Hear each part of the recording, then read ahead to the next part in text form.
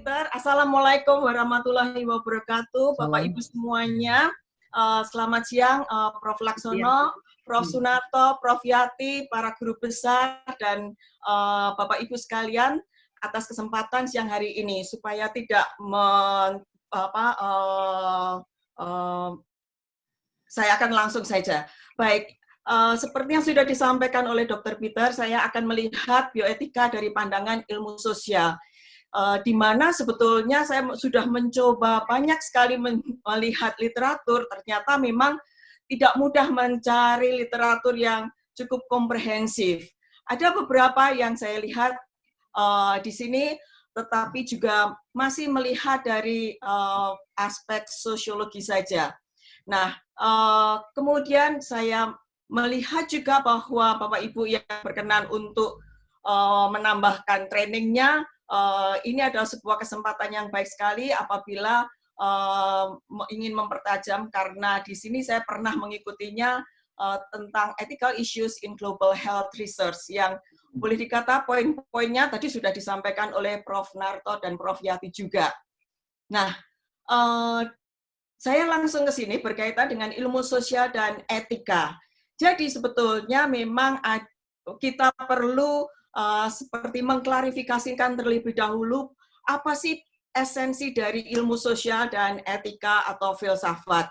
Karena dengan demikian kita bisa memahami perbedaannya.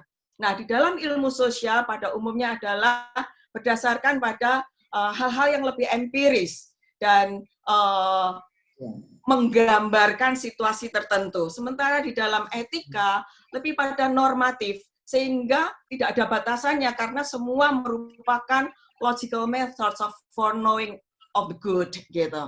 Nah, kemudian juga ilmu sosial mencoba to describe the way things are, sementara etika determine how things ought to be. Jadi sebetulnya ada sedikit perbedaan karena di dalam ilmu sosial seringkali kita mengatakan just do it. Kita ke lapangan, ambil data, fakta. Tetapi kemudian kalau di dalam bidang etika, do it right, ya. Jadi ada semacam gap di dalamnya yang perlu kita pertemukan bersama. Di dalam ilmu sosial ada antropolog, sosiolog, psikolog, ilmu politik dan sebagainya yang nampak terasa seperti di dalam air keruh karena mereka showing how different individuals in different societies and different places at different times give different explanation of the world around us. Jadi sama seperti tadi oleh Bu Yati sudah menyampaikan betapa culture itu memberikan pemaknaan yang berbeda di satu tempat dengan tempat yang lain. Sementara itu ahli etika berada pada air yang jernih karena yang diutamakan adalah justice, equity, autonomy, the nature of good society, hal-hal yang memang sangat ideal untuk kita mengupayakan bagaimana mencapainya. Kemudian, bagaimana ilmu sosial itu berinteraksi dengan bioetika. Seperti tadi yang sudah saya sampaikan adalah ilmu sosial bersifat empiris karena itu terjadi descriptive ethics, sementara bioetika lebih normatif, yaitu normatif ethics tentu saja. Nah, dalam bioetika seringkali ada view from nowhere, katanya demikian ahli sosial, karena betul-betul sebuah keutamaan pemuliaan nilai-nilai kehidupan itu sendiri. Sementara di dalam ilmu sosial, we are here. Jadi kita melihat the view from here, the reality, fakta. Yang kadang-kadang fakta itu sendiri kalau di bidang psikologi intangible, karena bagaimana kita bisa memahami persepsi, memahami sesuatu rasa yang tidak bisa dipegang. Nah, sementara di dalam bioetika ada banyak values yang harus terekspresikan. Nah, ini di dalam konflik ilmu sosial dan bioetika, ahli sosial melihat bioetika seperti tidak mempertimbangkan konteks sosial, struktur sosial, budaya, kekuasaan, dan hasil empirik. Sementara itu, orang-orang bioetika yang melihat ahli sosial lebih clumsy ya, dalam memformulasikan argumen sosial dan enggan mencari simpulan moralnya seperti apa. Nah, hal-hal seperti ini perlu untuk kita ketahui standing point-nya, karena ilmu sosial tidak harus menjadi seorang filsuf, ahli filsafat pun tidak harus menjadi ahli sosial, tetapi all knowledge begin with conscious awareness of difference. Gregory Bateson, seorang antropolog, mengatakan demikian. Jadi tidak untuk dipertentangkan, tetapi untuk dipahami perbedaannya seperti apa. Nah, kemudian kontribusi ilmu sosial dalam bioetika, kita bisa melihatnya ada di dalam dua sisi. Apakah ahli sosial itu menjadi outsiders atau menjadi insiders? Karena nanti perannya akan sangat berbeda. Kalau menjadi outsider, social scientist of bioethics. Jadi dia akan menjadi melihat profession of bioethics as object of empirical studies, di mana sebagai outsider tentu saja ahli sosial ini more critical and often challenging assumptions in professional bioethics. Sementara itu, apabila ahli sosial menjadi insiders, maka dia akan menjadi di dalam bioetika. Nah, researchers work within the framework of professional bioethics, more positivistic, supplying empirical data about opinions, values, experiences that help improve existing practices within professional bioethics. Nah, di Amerika kemudian dibagi dalam beberapa komponen seperti ini. Ada yang namanya cultural bioethics. Saya rasa tadi yang sudah disampaikan oleh Prof. Yati dan teman-teman ada di sini. Kemudian research bioethics juga bidang bioetika yang dibangun di Fakultas Kedokteran UGM, dan saya yakin di Fakultas Kedokteran yang lain juga dibangun. Healthcare ethics consultation, ya, kemudian juga public policy bioethics. Nah, kemudian bagaimana kita memperoleh pemahaman moral? Karena sebagai seorang sosial, kadang-kadang sesuatu yang abstrak. Orang sosial kalau umpamanya melihat filsafat itu sesuatu yang sulit untuk dipahami, begitu. Nah, di sini Barry Hofmeister mengatakan bahwa apresiasi pada konteks di mana suatu masalah moral itu diangkat, itu perlu diapresiasi. Kemudian juga melihat bioetika dalam konteks personal, sosial, cultural, menyangkut sejarah, hubungan antar individu dan lingkungan yang berbeda, serta melihat ekonomi, sejarah, politik, hukum, dan sebagainya, di mana semua itu sebetulnya adalah banyak mempunyai problem moral. Nah, dengan demikian, maka kita akan membuka kesadaran moral yang ternyata tidak general, kadang-kadang tidak rasional, dan tidak imparsial. Sehingga bioetika bisa memberi makna pada konsep moral. Nah, disinilah Barry Hofmeister mengatakan, this is a bioethics situated in lived human experience. Saya rasa disinilah kita perlu bertemu bersama-sama, dan mengapa tadi sudah disampaikan, saya mencuplik websitenya, Pusat Kajian Bioetika dan Humaniora Kesehatan itu dibangun. Dan saya yakin bahwa sudah mulai ada S2-nya, ini foto bersama-sama dengan Bu Yati pada waktu di Jogja, dan perlu diketahui bahwa Bu Yati adalah cucu dari Dr. Gombyuk, adalah salah satu pendiri Budi Utomo. Ya. Nah, sekarang tentang psikologi dan bioetika. Saya mencoba melihat dan surfing ke literatur, ternyata sulit sekali untuk melihat sejumlah literatur yang terkait dengan kaitan psikologi dengan bioetika. Dari Hastings Centers, ini adalah institusi penelitian bioetika pertama di dunia, di mana saya yakin di grup itu Dr. Peter seringkali memforward berbagai macam penelitian dan sebagainya, dan saya sangat apresiasi karena kita selalu terupdate dari hal-hal yang paling baru dari Hastings Center ini. Hastings Center mempunyai fokus isu sosial dan etika dalam layanan kesehatan, sains, dan teknologi. Nah, salah satunya adalah Thomas Murray, ini Presiden Hastings Center pada tahun 2002, dia seorang psikolog sosial. Pengalamannya ketika dia melihat ada di Hastings Center, berharap adanya psikolog yang datang di center ini, ya, karena ternyata di luar dokter, ahli filsafat, teologi yang sering datang, sudah biasa. Ahli sosial yang aktif biasanya adalah sosiolog, antropolog, dan ahli politik. Sehingga Thomas Murray ini sangat berharap kapan ya psikolog itu perlu datang, jarang sekali. Sehingga dia menuliskan psychology should be in dialogue with bioethics. Di sini ditunjukkan adanya natural fallacy karena what is cannot be itself determine what ought to be. Jadi dia menunjukkan salah satu contoh penelitiannya terkait dengan penggunaan nafsa sebagai stimulan seperti yang ada di Indonesia. Kita tahu bahwa BNN membuat survei dan ternyata kebanyakan pengguna nafsa di Indonesia saat ini adalah sabu-sabu.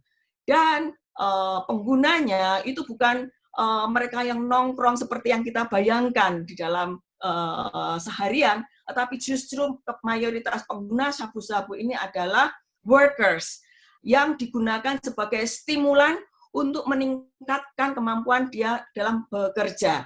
Nah, dalam hal ini psikologi mungkin perlu terlibat di dalamnya karena berupa perilaku yang perlu diperdebatkan apakah apa yang terjadi di lapangan itu bisa dibenarkan. Nah, kemudian juga center ini menyelenggarakan pertemuan tentang antara bioethics and moral psychology. Nah, tetapi setelah tahun 2016 saya belum melihat informasi lebih lanjut tentang psikologi dan bioetika. Padahal sebetulnya ilmu psikologi di Indonesia akan menjadikan lulusannya menjadi psikolog. Nah, Prof. Bertens mengatakan bahwa bidang ilmu apapun juga itu akan membawa seseorang pada sebuah profesi tertentu. Kedokterannya menjadi dokter, psikologi menjadi psikolog, sosiologi menjadi sosiolog, dan seterusnya.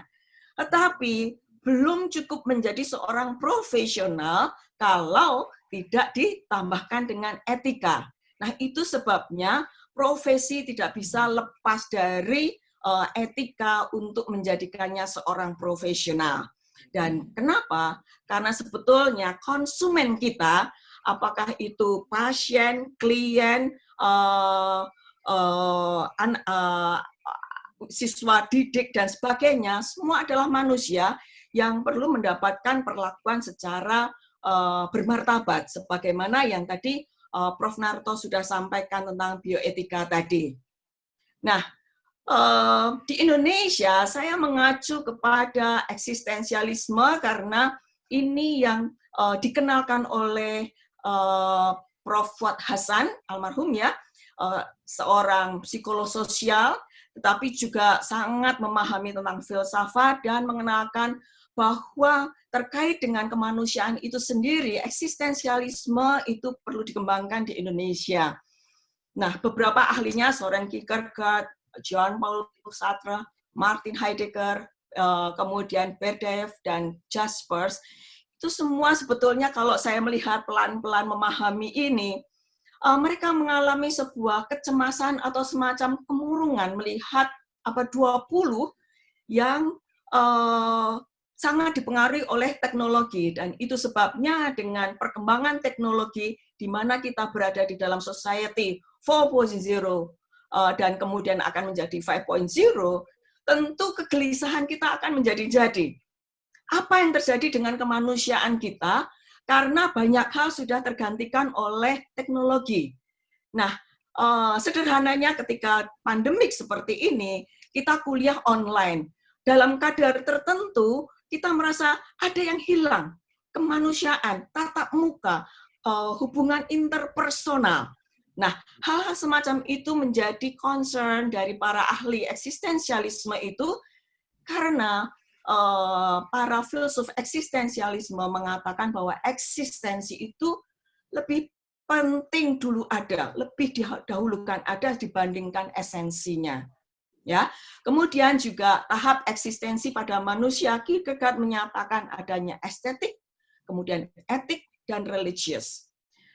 Nah, di sini sudah dikatakan bahwa manusia makin terdesak oleh massification. Jadi, bagaimana semua diproduksi secara massal, ya, dengan adanya modernisasi, kemudian produk-produk semua dibuat massal. Nah, kemudian terjadinya pendapat umum yang seolah-olah pendapat umum itu adalah kebenaran.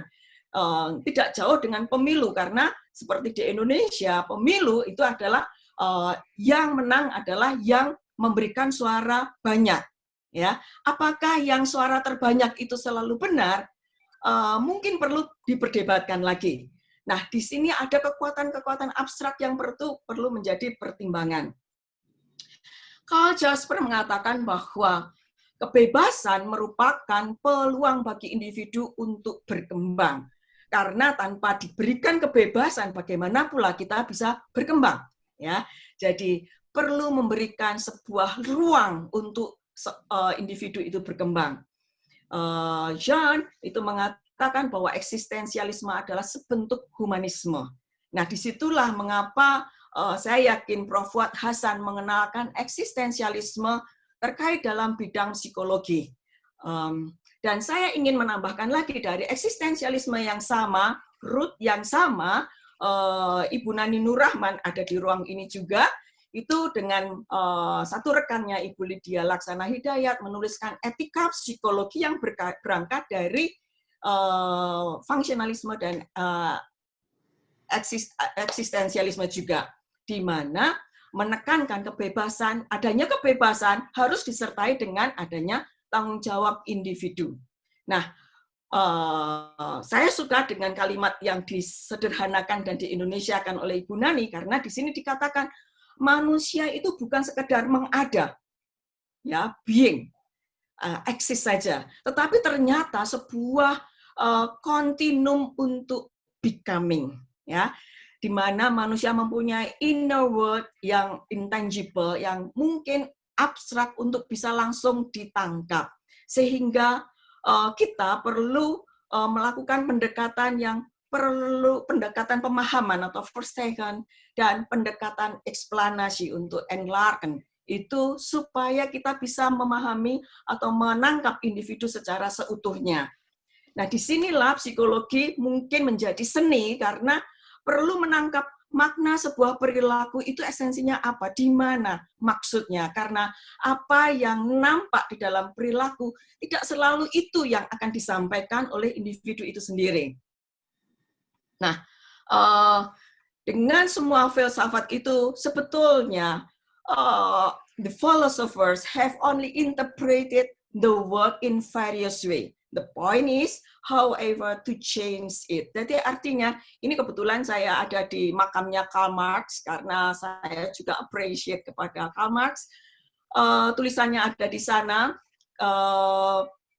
bahwa seburuk-buruknya Karl Marx, karena kita di Indonesia mungkin melihat Karl Marx itu cukup negatif, itu ternyata dimakamkan secara baik di London dan mendapatkan respect, karena apa yang disampaikan oleh Karl Marx esensinya adalah bahwa ia mengupayakan bagaimana untuk menjadikan a better world, ya. Jadi saya yakin bahwa para ahli filsafat juga memikirkan untuk bagaimana mengupayakan hal itu.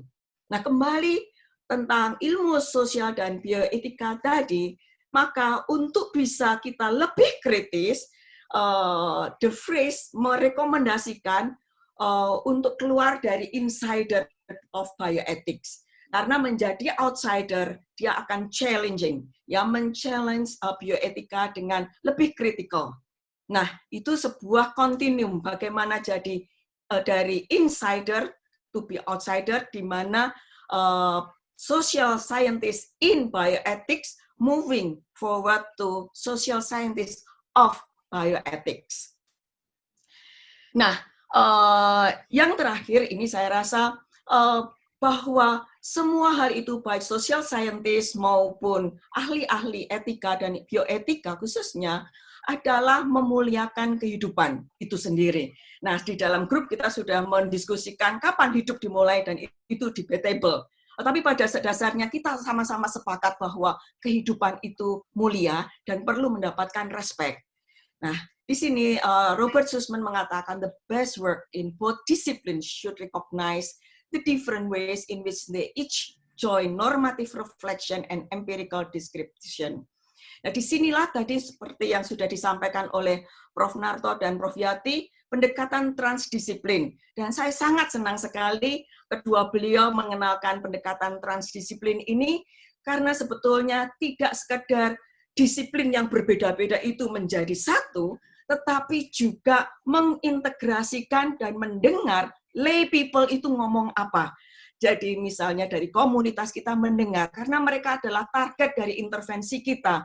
Kita nggak bisa membiarkan sebagai dokter atau sebagai psikolog kemudian membuat mereka menjadi objek, pokoknya saya membuat program ini, diberikan, selesai. Padahal belum tentu program yang kita upayakan itu fit the needs of the people. Jadi dalam transdisiplin, selain juga disiplin-disiplin itu menjadi satu, tetapi juga mengintegrasikan dengan lay people untuk suaranya kita dengar. Nah, dengan demikian kita akan memperlakukan manusia itu jauh lebih bermartabat tanpa latar belakang disiplin tertentu, tetapi setiap individu mempunyai nilai yang sama. Saya akan mengakhiri presentasi saya dengan satu hal yang saya kutip dari buku ini. Hidup adalah kontinum, aliran dari kenyataan-kenyataan yang terus bergerak, yang membentuk sejarah tentang masa lalu, masa kini, dan yang akan datang dalam diri seseorang. Hidup berlawanan dengan yang eksak, termasuk ketika waktu menjadi tidak bermakna lagi. Hidup itu untuk dipahami, bukan untuk dijelaskan. Ini apa yang dikatakan oleh Ibu Nani. Nah, itu yang ingin saya presentasikan. Maka dari itu, mari kita luaskan pandangan kita, have an adventure in a better world, karena untuk sementara ini masih online dan in mind, tetapi saya yakin bahwa kita membuka cakrawala dengan berdialog antar disiplin adalah sesuatu yang sangat penting. Demikian Dr. Peter dan teman-teman presentasi saya. Terima kasih.